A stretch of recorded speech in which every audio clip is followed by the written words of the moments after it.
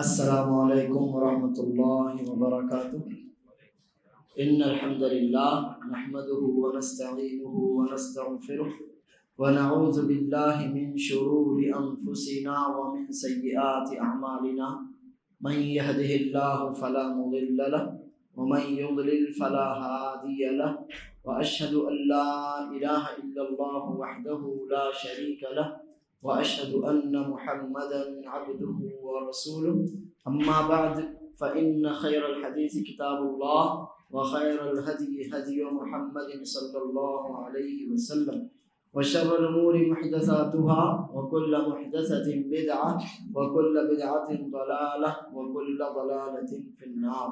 محترم حاضرین، الحمدللہ ہم مسلسل اللہ تعالیٰ کے اسماء اور صفات اس باب، اس درس، اس چیپٹر میں ہیں، اور اللہ کے فضل، اس کی توفیق سے کافی کچھ باتیں ہم نے قرآن اور سنت کی روشنی میں اللہ تعالیٰ کے اسماء اور صفات کے تعلق سے جانی، سیکھی اور سمجھی ہیں. انشاءاللہ اسی سلسلے کو آج ہم آگے بڑھاتے ہیں اور کچھ مزید باتیں اللہ کی توفیق سے آپ کے سامنے رکھنے کی کوشش کرتے ہیں. سب سے پہلی بات تو یہ ہے کہ اللہ تعالیٰ کے جتنے بھی نام ہیں اور اللہ عز و جل کی جتنی بھی صفات ہیں وہ سب توقیفی. اب یہ توقیفی کیا ہے؟ توقیفی یعنی وقف سے، اللہ کی طرف سے طے شدہ، متعین، مقرر. کسی بھی کام کے توقیفی ہونے کا مطلب ہوتا ہے توفیقی نہیں. توفیق کا مطلب ہوتا ہے ہدایت، رہنمائی، اور توقیفی قاف پہلے ہے یہاں، اس کا مطلب ہوتا ہے اللہ عز و جل کی طرف سے یہ طے شدہ ہیں، متعین ہیں، مقرر ہیں، اس میں کسی انسان یا مخلوق کا کوئی دخل نہیں. جیسے عبادتیں ہماری فجر، ظہر، عصر، مغرب، عشاء، یہ نمازیں، ان نمازوں کے اوقات، ان نمازوں میں کی رکعتوں کی تعداد، فرض، نفل، سنت، یہ سب عبادات توقیفیاں، یعنی اللہ عز و جل کی طرف سے یہ متعین ہیں، مقرر ہیں، طے شدہ ہیں، ان میں کسی مخلوق کا کوئی دخل نہیں ہے.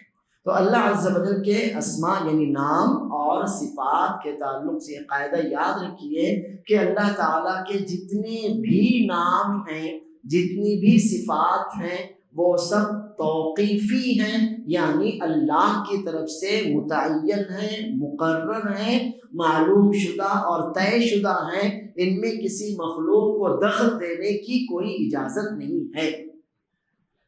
جب اللہ کی طرف سے ایک بات متعین ہو گئی کہ یہ ہے، تو اب کسی بھی مخلوق کو اس میں دخل دینے کی، کچھ گھٹانے بڑھانے کی، کچھ تبدیلی کرنے کی اجازت نہیں ہے. اس کو کہتے ہیں توقیفی ہونا. سمجھ میں آئی یہ بات؟ اب مثال کے طور پر اللہ تعالیٰ کے جو بھی نام ہیں، سب سے اہم ترین نام یہی ہے اللہ کا، اللہ. ایسے الرحمن، ایسے جتنے بھی نام آپ نے قرآن کریم میں پڑھے ہوں گے یا رسول اللہ صلی اللہ علیہ وسلم کی سنت سے آپ کو معلوم ہوئے ہوں گے، تو یہ سارے کے سارے نام اللہ نے اپنے خود رکھے. یہ سب کے سب نام اللہ نے خود ہی اپنے رکھے اور اپنی مخلوق کو بتائے ہیں. یہ نہیں کہ مخلوق نے اللہ کا کوئی نام رکھ دیا ہو، چاہے کوئی نبی ہو یا کوئی فرشتہ. ایسا نہیں ہو سکتا کہ مخلوق کوئی نام اللہ کا رکھ دے اور پھر اللہ کو اس نام سے پکارا جائے. اب مثال کے طور پر لفظ خدا، خدا. اب مجھے یہ بتائیے، جب آپ نے یہ قاعدہ جان لیا کہ اللہ تعالیٰ کے جتنے بھی نام ہیں سب توقیفی ہیں، اور اللہ تعالیٰ کے جتنے بھی نام ہیں سب جو اس نے ہم کو بتانا چاہا، نام تو اس کے بہت سے ہیں، لیکن اس نے جو نام ہم کو بتائے ہیں وہ یا تو قرآن کریم میں موجود ہیں اور یا تو نبی مکرم صلی اللہ علیہ وسلم کی سنت مبارکہ میں موجود ہیں. کوئی تیسرا ذریعہ ہے کہ اللہ کے ناموں کو جاننے کا؟ جی نہیں. قرآن یا تو اللہ کا خود کلام ہو، اپنے کلام میں اللہ تعالیٰ بتائے کہ اللہ کا میرا یہ نام ہے. جیسے اللہ رب العالمین فرماتا ہے هو اللہ الذی لا الہ الا هو عالم الغیب والشہادۃ هو الرحمن الرحیم هو اللہ الذی لا الہ الا هو الملک القدوس السلام المؤمن المہیمن العزیز जब्बार मुतकब्बिर सुबहान अल्लाह अम्मा युशरिकून हुवल्लाहुल खालिकुल बारिउल मुसव्विर लहुल अस्माउल हुस्ना युसब्बिहु लहु मा फिस समावाति वल अर्द व हुवल अजीजुल हकीम। ये नाम किसने बताए? अल्लाह ने खुद बताया। हम पढ़ते हैं बिस्मिल्लाहिर रहमानिर रहीम, ये नाम किसने बताया? अल्लाह अज़्ज़ा व जल ने खुद बताया। अल्लाह फरमाता है, अल्लाह अज़्ज़ा व जल के वलिल्लाहिल अस्माउल हुस्ना, अल्लाह ताला के अस्माए हुस्ना है। तो कौन बताएगा अल्लाह ताला के नाम? वो खुद, जैसे कुरान करीम में है, या तो फिर रसूलुल्लाह सल्लल्लाहु अलैहि वसल्लम बताएं। मिसाल के तौर पर ये हदीस, इन्ना रब्बकुम हय्युन सित्तीरुन, इन्ना रब्बकुम हय्युन सित्तीरुन, बेशक तुम्हारा रब बहुत ही ज्यादा शर्म वाला और बहुत ही ज्यादा पर्दा पोशी, पर्दा ढांक लेने वाला है। यस्तही अन यरफअ इलैहि अल-अब्दु यदैहि थुम्मा यरुद्दहुमा सिफ्रन, बंदा जब अल्लाह की तरफ अपने हाथ उठाता, कुछ मांगता है, तो अल्लाह अज़्ज़ा व जल को बहुत शर्म आती है। किस बात से? कि बंदे के हाथों को खाली लौटा दे, इस बात से अल्लाह को बहुत शर्म आती है। इस हदीस में रसूलुल्लाह सल्लल्लाहु अलैहि वसल्लम ने अल्लाह का कौन सा नाम बताया? सित्तीर। हम उर्दू वाले, इंडिया वाले, हम सत्तार सत्तार कहते हैं। अब्दुल सत्तार नाम भी रखा है हमने लोगों का, बहुत से लोगों का। वो सत्तार अल्लाह का नाम नहीं है, सित्तीर अल्लाह का नाम है। तो अब ये किसने बताया कि अल्लाह का नाम सित्तीर है? रसूलुल्लाह सल्लल्लाहु अलैहि वसल्लम ने बताया। अर्रहमान अल्लमल कुरान, किसने बताया अल्लाह का नाम रहमान है? अल्लाह ने खुद बताया। तो या तो अल्लाह अज़्ज़ा व जल खुद बताए कि फुला फुला ये उसके नाम है, और या तो रसूलुल्लाह सल्लल्लाहु अलैहि वसल्लम जिक्र फरमाए कि ये अल्लाह ताला का नाम है। तो ऐसे ही नाम अल्लाह के नाम माने जाएंगे और उन्हीं नामों से अल्लाह को पुकारा जाएगा। वलिल्लाहिल अस्माउल हुस्ना फदऊहु बिहा, उन्हीं नामों से अल्लाह को पुकारा जाएगा। इनके अलावा नामों से अल्लाह को पुकारना जायज नहीं है। अब आप पूरा कुरान करीम पढ़ लें, नबी मुकर्रम सल्लल्लाहु अलैहि वसल्लम की सुन्नत मुबारका आप पढ़ लें, खंगाल लें, कहीं ये लफ्ज मिलेगा आपको खुदा? कहीं नहीं मिलेगा। और हमने ये कायदा जान लिया कि अल्लाह ताला के जो नाम हैं वो क्या हैं? तौक़ीफ़ी हैं, यानी अपनी तरफ से हम अल्लाह का कोई नाम नहीं रख सकते। अल्लाह ताला के जितने नाम हैं सब मुबारक हैं, अल्लाह ताला की जितनी सिफात हैं सब बुलंद तरीन सिफात हैं, वो सब की सब तौक़ीफ़ी हैं, यानी अल्लाह की तरफ से मुतअय्यन है, तयशुदा है, मुकर्रर हैं।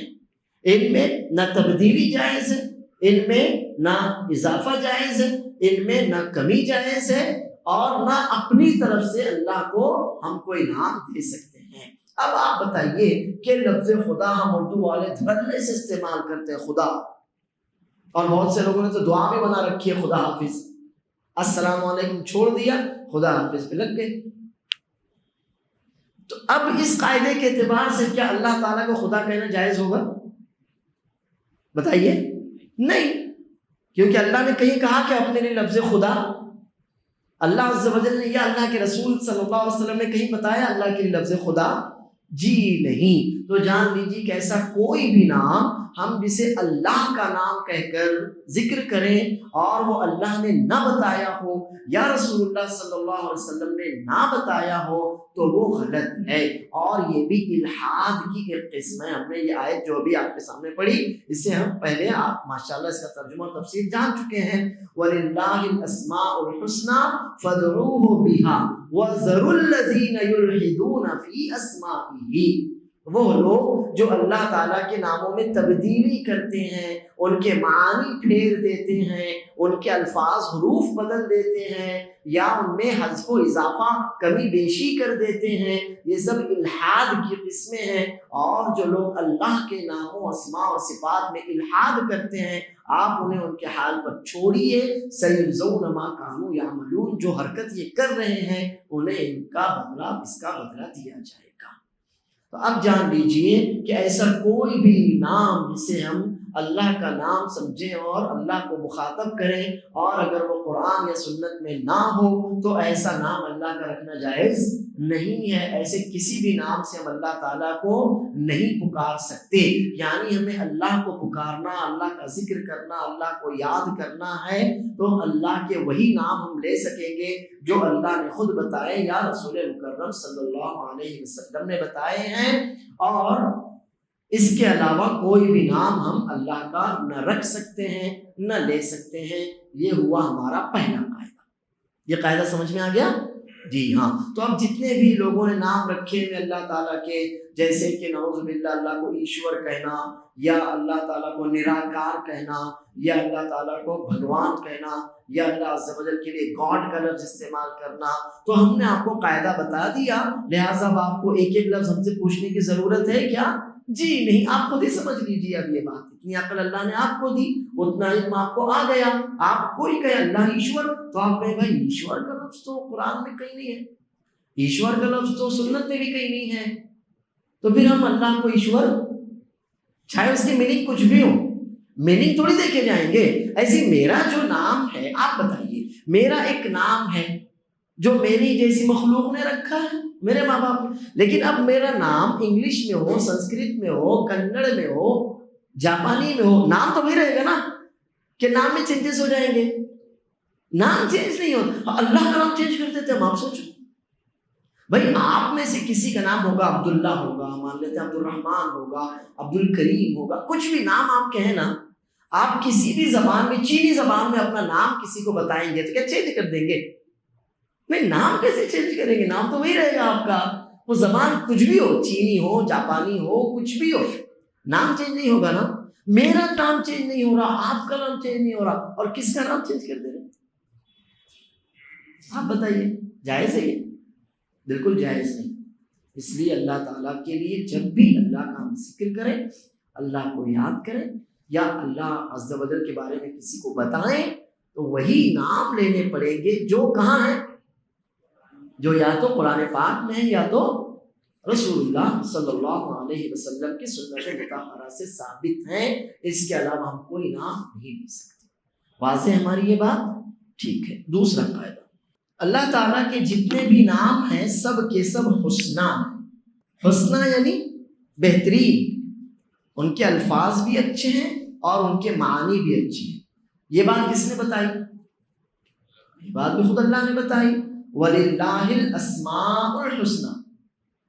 اللہ تعالیٰ کے سب اسماء حسنہ ہیں، جتنے بھی نام ہیں سب اچھے ہیں۔ اب یہاں ایک بات پر دھیان دیجیے کہ اللہ عز و جل کے کئی ایسے نام ہیں جو ہم، چونکہ عربی سے زیادہ واسطہ نہیں ہے ہمارا، تو بولتے ہوئے ذرا ہم کو اچھا نہیں لگتا، زبان نہیں پلٹتی، یا ہم ان ناموں کو بول کر یا سن کر ہنستے ہیں، تو جان لیجیے جائز نہیں ہے، یہ جائز نہیں ہے۔ جب اللہ نے کہا کہ اس کے جتنے اسماء ہیں سب کے سب حسنہ، الفاظ کے اعتبار سے بھی، معنی اور مفہوم کے اعتبار سے بھی، ہر لحاظ سے اللہ تعالیٰ کے جتنے نام ہیں سب بہترین، اور اونچائی، جو اچھائی کی اونچائی ہو سکتی ہے، اللہ تعالیٰ کے نام، اللہ تعالیٰ کی صفات سب ویسی ہیں۔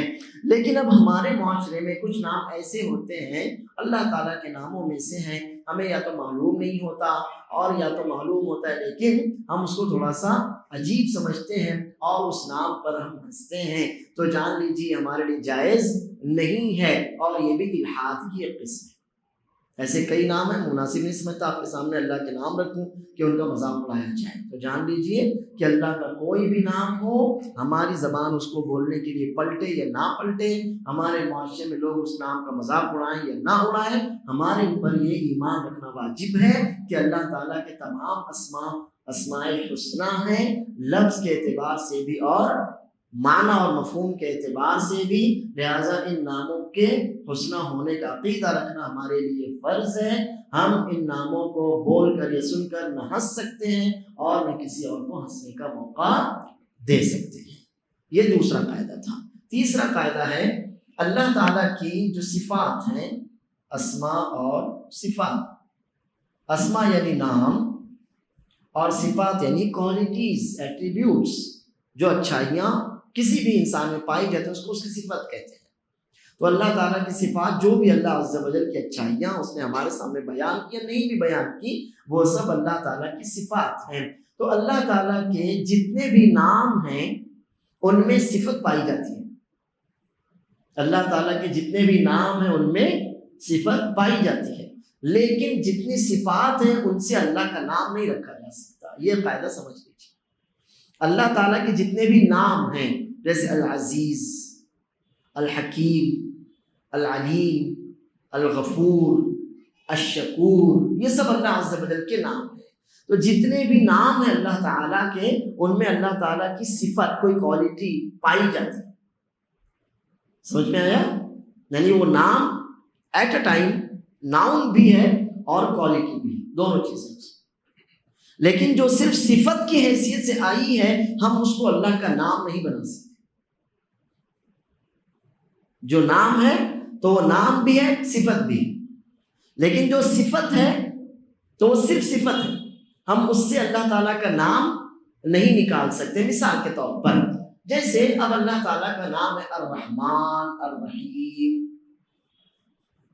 یہ اللہ تعالیٰ کا نام، تو یہ ناؤن ہے کہ نہیں ہے؟ اور اسی کے ساتھ اس میں رحمت کی صفت ہے کہ نہیں ہے؟ رحمت ہے نا۔ اچھا، اللہ عز و جل کا نام مان لیتے ہیں غفار، غفور، تو اس میں کون سی صفت ہے؟ مغفرت ہے نا۔ غفار اور غفور میں کون سی صفت ہے؟ معاف کرنا، مغفرت کرنا ہے نا۔ ایسی اللہ تعالیٰ کا نام ہے عفو، اللہم انکا عفو، اللہ کا نام ہے عفو، تو اس میں کون سی صفت ہے؟ معاف کر دینا، یہ اللہ کی صفت ہے نا۔ اچھا، اسی طرح سے اللہ تعالیٰ کا نام ہے الحی القیوم، اللہ کا نام ہے نا اللہ لا الہ الا ہو الحی القیوم، حی یعنی زندہ، تو اس میں کون سی صفت ہے؟ حیات، یہ صفت ہے نا، ٹھیک ہے۔ ایسے اللہ تعالیٰ کا نام ہے العلی، ان اللہ علی کبیر، ٹھیک، تو العلی اللہ کا نام ہے، اس میں کون سی صفت ہے؟ علو، بلندی، اللہ عز و جل ہر لحاظ سے بلند ہے، ماشاءاللہ اس پر بات ہو چکی، اللہ ہر لحاظ سے بلند ہے، اپنے مقام کے اعتبار سے، اپنی ذات کے اعتبار سے، اپنے قہر اور غلبے کے اعتبار سے، ہر لحاظ سے اللہ عز و جل بہت بلند ہے۔ تو العلی میں کون سی صفت ہے؟ علو۔ تو جتنے بھی نام ہیں، ایسے ہی العزیز، اس میں کون سی صفت ہے؟ عزت، رب العزت بولتے ہیں نا، عزت، تو العزیز میں عزت ہے۔ العلیم، العلیم میں کون سی صفت ہے؟ علم۔ تو جتنے بھی اللہ تعالیٰ کے نام ہیں ان میں صفات موجود ہیں، لہٰذا جو بھی نام آپ کے سامنے آئے گا آپ سمجھ لینا کہ اللہ تعالیٰ اس نام، جو نام ہے اللہ کا، تو اس میں اللہ میں وہ صفت پائی جا رہی ہے۔ علیم علم والا ہے، سمیع سمع والا ہے، بصیر بصر والا ہے، قدیر قدرت والا ہے، حکیم حکمت والا ہے، غفور غفران مغفرت والا ہے، رحیم رحمت والا ہے۔ جتنے بھی نام آئیں گے تو ان کے اندر یہ صفت لازماً پائی جائے گی، لیکن جو صفت کی حیثیت سے آئے، نام نہیں صفت بتائی گئی۔ مثال کے طور پر جیسے ینزل ربنا تبارک و تعالی، ہمارا رب تبارک و تعالی ینزل نزول فرماتا ہے، اترتا ہے، تو اترنا یہ صفت ہے اللہ کی، اترنا اللہ کی صفت ہے۔ رات کو جب رات کا آخری تیسرا حصہ ہوتا ہے تو اللہ عز و جل پہلے آسمان پر اترتا ہے، تو یہ نزول ہے، یہ صفت ہے اللہ عز و جل کی، یہ کوالٹی ہے نزول۔ تو کیا اس سے اللہ کا نام رکھا جائے گا نازل، اترنے والا؟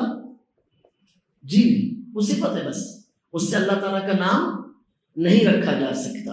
اچھا، ایسے ہی اللہ فرماتا ہے وَمَكَرُوا وَمَكَرَ اللَّهُ، ہے قرآن میں ایسا، وَمَكَرُوا وَمَكَرَ اللَّهُ، انہوں نے بھی اللہ کے دین کے خلاف، اللہ کے انبیاء کے خلاف سازشیں کی تو اللہ نے بھی مکر کیا، یعنی اللہ نے ان کی سازشوں کا ان کو منہ توڑ جواب دیا، تو یہ صفت ہے۔ تو کیا اس سے اللہ عز و جل کا نعوذ باللہ نام رکھا جائے گا مکار؟ جی نہیں، یہ نہیں ہو سکتا، نعوذ باللہ، کیونکہ انہوں نے جیسا کیا اللہ نے ان کو ویسا بدلہ دیا۔ یہ صفت تو ہے لیکن اس سے ہم اللہ تعالیٰ کا نام نہیں رکھ سکتے۔ ایک اور مثال، قرآن اللہ کا کلام، قرآن اللہ کا کلام ہے، یہ تو سب کو معلوم ہے، ہر مسلمان جانتا ہے کہ قرآن اللہ تعالیٰ کا کلام ہے، اور کلام یعنی بات، کلام یعنی بات۔ تو اس کا مطلب یہ ہوا کہ کلام، بات کرنا اللہ تعالیٰ کی صفت ہے۔ اللہ تعالیٰ بات کرتا ہے نا، تو بات کرنا اللہ تعالیٰ کی صفت ہے، لیکن کیا اس سے اللہ کا نام رکھ دیا جائے گا مکلم، بات کرنے والا؟ کیا اللہ کا نام یہ رکھ دیا جائے گا؟ جی نہیں، صفت ہے اللہ کی، اللہ کلام کرتا ہے، جب چاہے، جیسے چاہے، جس سے چاہے اللہ بات کرے۔ اللہ تعالیٰ نے آدم علیہ السلام سے بات کی، اللہ تعالیٰ نے موسیٰ علیہ السلام سے بات کی، اللہ عز و جل نے قرآن کریم جو نازل کیا پورا کا پورا اللہ کا کلام ہی تو ہے۔ قیامت کے دن ہر بندہ، اللہ ہر بندے سے بات کرے گا، ما منکم من احد الا سیکلمہ ربہ، اللہ کے رسول صلی اللہ علیہ وسلم فرماتے ہیں تم میں سے ہر شخص سے قیامت کے دن اس کا رب بات کرے گا۔ لیس بینہ و بینہ ترجمان، اللہ کے اور بندے کے درمیان کوئی ٹرانسلیٹر نہیں ہوگا۔ تو اللہ بات کرتا ہے، کیسے؟ جیسے چاہتا ہے، کس سے؟ جس سے چاہتا ہے، کب؟ جب چاہتا ہے۔ تو کلام اللہ تعالیٰ کی صفت ہے، تو کیا اس کلام سے اللہ کا نام رکھ دیا جائے گا مکلم؟ جی نہیں، اللہ کا نام نہیں رکھا جائے گا۔ تو یہ قاعدہ یاد رکھیے کہ اللہ تعالیٰ کے جتنے اسماء ہیں ان میں صفت آلریڈی موجود ہے، لیکن اللہ تعالیٰ کی بہت سی ایسی صفات ہیں جو صرف صفت کی حیثیت سے ہیں، ان سے اللہ تعالیٰ کا نام نہیں رکھا جا سکتا، وہ صرف صفت کی حیثیت سے بیان کی جائے گی۔ اللہ کلام کرتا ہے، کلام اللہ کی صفت ہے۔ اللہ پہلے آسمان پر اترتا ہے، تو پہلے آسمان پر اترنا اللہ تعالیٰ کی صفت ہے۔ ایسی ہی مثال کے طور پر محبت،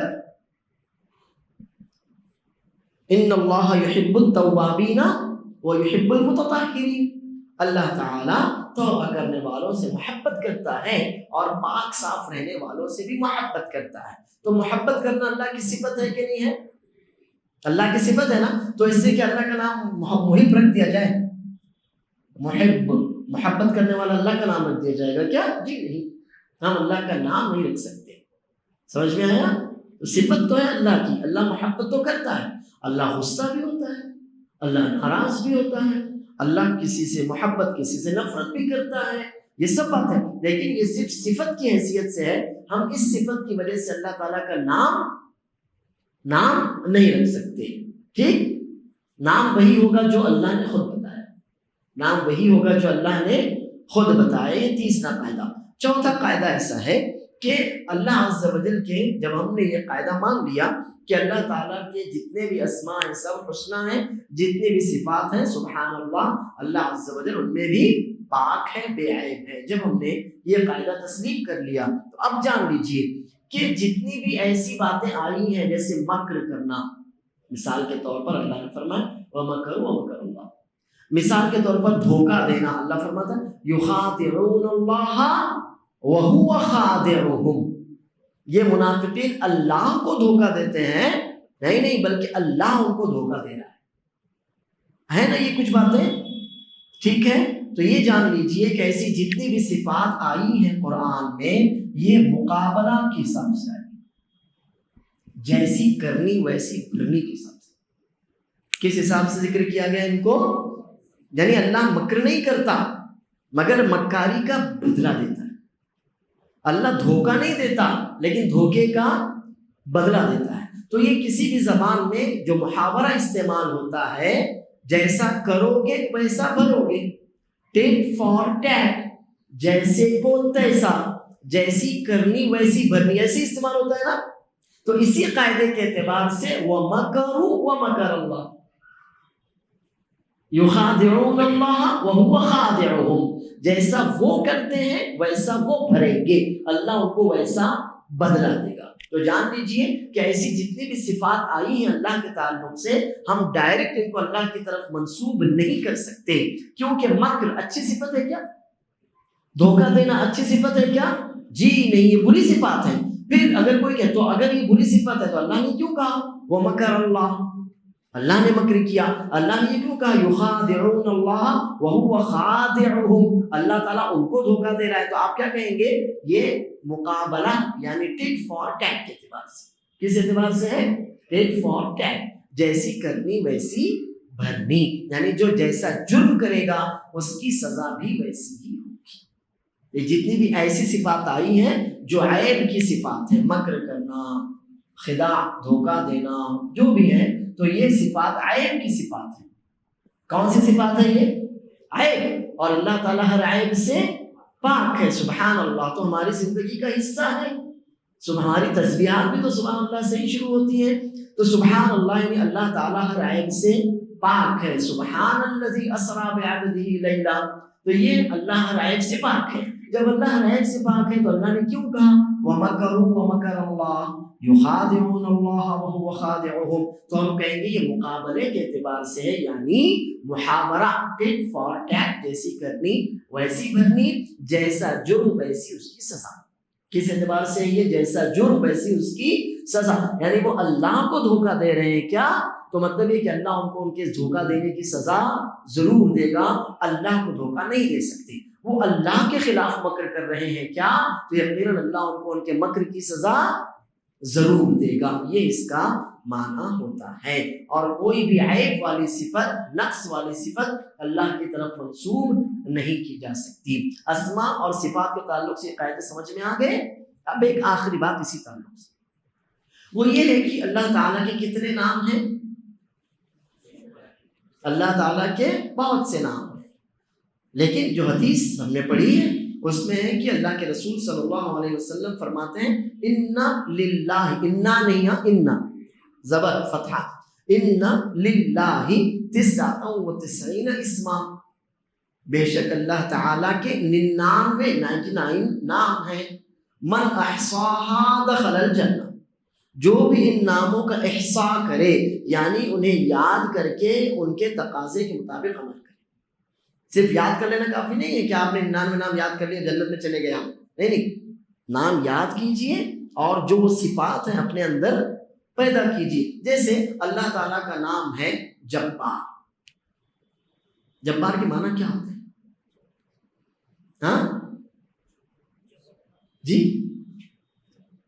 چلیے جبار کا معنی بتائیے جی۔ جبر کرنے والا یعنی کیا؟ ظلم، اور ہاں اور کسی کو معلوم؟ پکڑ، اور جبر کا مطلب ہوتا ہے، آپ تو حیران رہ جائیں گے، نقصان کی بھرپائی کرنے والے کو جبار کہتے ہیں۔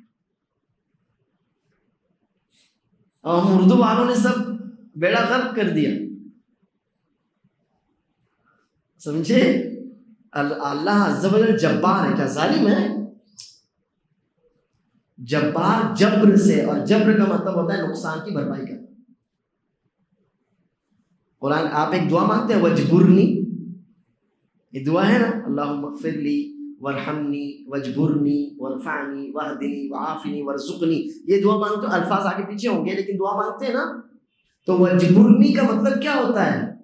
مجھ پر جبر کر نہیں، مطلب میرے نقصان کی بھرپائی کر، میرے اندر جو کمیاں ہیں، جو خامیاں ہیں، اللہ تعالیٰ ان کمی اور خامیوں کو دور کر، یہ مطلب ہوتا ہے جبار کا۔ تو عبد الجبار، تو جبار اللہ کا نام ہے، معنی ہوا نقصان کی بھرپائی کرنے والا، کمی اور خامی کو دور کرنے والا، یہ ہوتا ہے جبار کا معنی۔ اب بات سمجھ میں آئی؟ تو یہ ہے اللہ عز و جل کا نام۔ اب مجھے پتا چلا کہ اللہ عز و جل جبار ہے، تو آپ کے بولنے کے حساب سے تو ظلم کروں گا میں، نعوذ باللہ، نہیں، مطلب میں دیکھوں گا کہ میرے اندر کوئی عیب ہے تو وہ اس عیب کو ختم کروں، میرے بھائی کا کوئی نقصان ہو گیا تو میں اس نقصان کی بھرپائی کروں، یہ ہے جبار۔ ایسے ہی مان لیتے ہیں اللہ عز و جل عزیز، عزیز ہے عزت والا، ایک میننگ ہے نا عزت والا، تو ایک مسلمان کو کیسا ہونا چاہیے؟ سیلف ریسپیکٹ، اپنی عزت، اپنے وقار کا خیال رکھنے والا ہونا چاہیے۔ جہاں رسپیکٹ، جہاں عزت نہ ہو وہاں جا کر اپنے آپ کو ذلیل نہیں کرنا۔ ایک مسلمان عزت والا ہوتا ہے کیونکہ میرا رب بھی عزت والا ہے، تو یہ صفت میں اپنے اندر پیدا کروں۔ ایسی رحیم، ہمارا رب رحیم ہے، رحمان ہے، تو ہمارے اندر کون سی صفت ہونا چاہیے؟ رحم کرنے کی، کہ ہم بھی اپنے بڑوں، اپنے چھوٹوں پر رحم و کرم کریں، انسانوں کے ساتھ رحم کا معاملہ ہو، جانوروں کے ساتھ بھی۔ ہمارا دین تو رحم کی بات سکھاتا ہے، کتے کو بھی پانی پلاؤ تو ان کو ثواب ملتا ہے، بلکہ جنت تک مل جاتی ہے۔ اب یہ جتنے بھی اللہ تعالیٰ کے نام ہیں ان میں ہم نے بتایا صفت پائی جاتی ہے، تو وہ اللہ کے ناموں کو یاد بھی کریں اور وہ صفت اپنے اندر پیدا کرنے کی کوشش کریں. تو جو شخص بھی انشاءاللہ ایسا کرے گا دخل الجنہ. اب اس حدیث میں تو یہ ہے کہ اللہ کے 99 نام ہیں، لیکن ایک اور حدیث سے ہو سکتا ہے وہ دعا آپ کو یاد ہو، اللہم انی عبدک وابن عبدک وابن امتک ناصیتی بیدک ماض فی حکمک عدل فی قضاؤک. یہ دعا یاد ہے؟ بہت اچھی دعا ہے. آپ کسی تکلیف میں، تنگی میں، مصیبت میں، اللہ نہ کرے لیکن پھر بھی کسی تکلیف میں، تنگی میں، پریشانی میں، مصیبت میں مبتلا ہوں، آپ یہ دعا پڑھیں تو اللہ عز و جل انشاءاللہ ضرور بضرور آپ کی مدد کرے گا. آپ کی فکر، ٹینشن، غم، پریشانی، مصیبت انشاءاللہ اللہ اپنے فضل سے دور کرے گا. اب یہ دعا ہے، اس میں اللہم انی اسألک بکل اسم ہوا لک سمیت بہ نفسک او انزلتہ فی کتابک او علمتہ احدا من خلقک او استأثرت بہ فی علم الغیب عندک. اے اللہ میں تجھ سے تیرے تمام ناموں کے واسطے سے مانگتا ہوں. اللہ میں تجھ سے تیرے تمام ناموں کے واسطے سے مانگتا ہوں جو تو نے خود رکھے ہیں. سمیت بھی نفسک، اللہ وہ نام جو تو نے خود اپنی ذات کے رکھے ہیں. یہ ہم نے پہلا قاعدہ بتایا نا کہ اللہ کے نام وہ خود رکھے، ہم نہیں رکھ سکتے، اور کسی نئے نام سے اللہ کو مخاطب بھی نہیں کر سکتے، یاد بھی نہیں کر سکتے. تو وہ نام اللہ جو تو نے خود رکھے ہیں. یا او انزلتہ فی کتابک، اللہ وہ نام جو تو نے اپنی کتاب میں، قرآن پاک میں نازل فرمائے ہیں. کئی نام ہم نے اپنے درس میں آپ کو بتائے. او علمتہ احدا من خلقک، یا اپنی مخلوق میں سے کسی کو سکھائے ہوں. یا او استأثرت بہ فی علم الغیب عندک، یا اللہ تو نے وہ نام اپنے پاس علم غیب میں محفوظ رکھے ہیں، کسی کو نہیں سکھائے. لیکن جو بھی تیرے اسماء حسنہ ہیں اللہ، میں ان تمام اسماء حسنہ کے واسطے سے تجھ سے مدد مانگتا ہوں، دعا کرتا ہوں، سوال کرتا ہوں. انت جعل القرآن ربیع قلبی ونور صدری وجلاء حزنی وذهاب ہمی. یہ دعا ہے، یاد کر لیجیے. اللہ کے رسول صلی اللہ علیہ وسلم نے یہ دعا اپنے صحابہ کرام کو سکھائی تو صحابہ کرام نے آپ سے پوچھا کہ یہ دعا ہم اپنے بچوں کو بھی سکھائیں. آپ نے فرمایا کہ جو شخص بھی اس دعا کو سنے تو اس کے لیے یہی مناسب ہے کہ وہ خود بھی سیکھے اور اپنے گھر والوں کو بھی سکھائے. بہت ہی بہترین دعا ہے، انشاءاللہ فائدہ ہوتا رہے گا جب آپ یہ دعا مانتے رہیں گے. تو اب اس میں کیا ہے، اللہ کے بہت سے ایسے نام ہیں جو اس نے اپنے پاس غیب میں محفوظ رکھے ہیں. تو معلوم ہوا 99 سے تو زیادہ ہیں. ایسے اللہ کے رسول صلی اللہ علیہ وسلم فرماتے ہیں، جو سفارش والی حدیث ہے کہ جب نبی کریم صلی اللہ علیہ وسلم اللہ کے پاس جا کر سجدہ کریں گے کہ اللہ مخلوق کا حساب شروع کر، میدان محشر میں جب اللہ سب غضبناک ہوگا، سب لوگ بھاگتے پھریں گے آدم کے پاس، آدم سے نوح کے پاس، نوح سے ابراہیم کے پاس، ابراہیم سے موسیٰ، موسیٰ سے عیسیٰ علیہ السلام کے پاس، پھر آخر میں نبی کریم صلی اللہ علیہ وسلم کے پاس آئیں گے. پھر آپ جا کر اللہ کے یہاں سجدہ کریں گے اور فرماتے ہیں اس میں کہ اس وقت اللہ تعالیٰ مجھے اس کی بہترین صفات اور وہ نام سکھائے گا جو مجھے ابھی نہیں معلوم. پھر ان ناموں اور صفات سے میں اللہ تعالیٰ کی تعریف کروں گا. تو معلوم ہوا کہ اللہ کے نام بہت سے ایسے ہیں جو اس نے کسی کو نہیں بتائے اور صرف رسول اللہ صلی اللہ علیہ وسلم کو وہ میدان محشر میں سکھائے گا. تو معلوم ہوا کہ اللہ کے نام بہت سے ہیں. پھر یہ کہنا کہ اللہ کے 99 نام ہیں، یہ کس اعتبار سے ہے جبکہ اللہ کے نام تو بہت سے ہیں؟ معنی یہ ہوا کہ اللہ تعالیٰ کے نام تو بہت سے ہیں، اس سے انکار نہیں ہے، لیکن 99 نام وہ ہیں جو اس نے قرآن کریم میں بتائے ہیں یا رسول اللہ صلی اللہ علیہ وسلم کے ذریعے ہم کو، آپ کو، اپنی امت کو بتائے ہیں. تو ایسے 99 نام ہیں، ورنہ اللہ کے بہت سے وہ نام ہیں جو اس نے کسی کو نہیں بتائے. قیامت کے دن نبی کریم صلی اللہ علیہ وسلم کو ان ناموں میں سے جو مناسب سمجھے گا بتائے گا. بات واضح ہوئی ہماری؟ جی ہاں. تو یہ کچھ باتیں تھیں اللہ تعالیٰ کے اسماء حسنہ اور صفات کے تعلق سے. اللہ عز و جل مجھے اور آپ کو اس کے اسماء اور صفات پر بھی ایمان رکھنے کی توفیق عطا فرمائے. آمین. وآخر دعوانا الحمدللہ رب العالمین. آپ میں سے کسی کوئی سوال ہے اس لیکچر سے متعلق؟ جیسا کہ اسلام میں السلام علیکم ورحمۃ اللہ وبرکاتہ، جی، تو مسلمان ملے تو بھی اور جدا بھی ہو، اور اس طریقے سے بھی اپنے معاشرے میں اللہ حافظ جو کہتے ہیں، تو اس معاملے میں کیا کہنا ہے؟ سوال یہ ہے کہ جیسے ہم کو یہ سکھایا گیا اللہ کی طرف سے بھی اور رسول اللہ صلی اللہ علیہ وسلم کی طرف سے بھی کہ جب ہم آپس میں ایک دوسرے سے ملاقات کریں یا ہم اپنے گھر پر جائیں، کسی مجلس میں جائیں، کسی مسلمان بھائی کے پاس سے گزریں تو سلام کریں. اب وہ سلام ہے السلام علیکم ورحمۃ اللہ وبرکاتہ، یہ مکمل سلام ہے، سلام کریں. اب کچھ لوگ ہیں جو السلام علیکم ورحمۃ اللہ وبرکاتہ بھی کہتے ہیں اور اس کے بعد فی امان اللہ، اللہ حافظ وغیرہ کہتے ہیں. تو اگر آپ سلام کر رہے ہوں اور سلام کے بعد اس طرح کا کوئی دعائیہ جملہ استعمال کر رہے ہوں تو انشاءاللہ اس میں حرج نہیں ہے. سلام کر دیں، مثلا آپ کا کوئی دوست، آپ کا کوئی بھائی کہیں سفر پر جا رہا ہے، اس نے کہا السلام علیکم ورحمۃ اللہ، سلام کا جواب دیں اور کہیں اللہ کی حفاظت میں، اللہ آپ کو محفوظ و مامون رکھے، اس میں کوئی حرج کی بات نہیں ہے. یا اللہ حافظ کہہ دیا آپ نے، فی امان اللہ کہہ دیا آپ نے، انشاءاللہ اس میں کوئی حرج کی بات نہیں. لیکن اس کو سلام کا الٹرنیٹ بنا دیا جائے، سلام نہ کریں اور فی امان اللہ، خدا حافظ، اللہ حافظ کہیں، تب یہ بدعت ہے. اگر سلام کر رہے ہیں اور اس کے بعد دعا کے طور پر یہ کلمات ذکر کرتے ہیں انشاءاللہ تب تو کوئی حرج نہیں، حالانکہ سلام کافی ہے آپ کے لیے پھر بھی. اور اگر سلام نہیں کرتے، سلام چھوڑ کر یہ کہتے ہیں تو یہ کیا ہے؟ پھر یہ بدعت ہے. اللہ کے سکھائے ہوئے کلمات، رسول اللہ صلی اللہ علیہ وسلم کے سکھائے ہوئے کلمات کو چھوڑ کر اپنی طرف سے نئے کلمات کو ایجاد کرنا مانا جائے گا. وباللہ التوفیق، صلی اللہ وسلم وبارک علی نبینا محمد.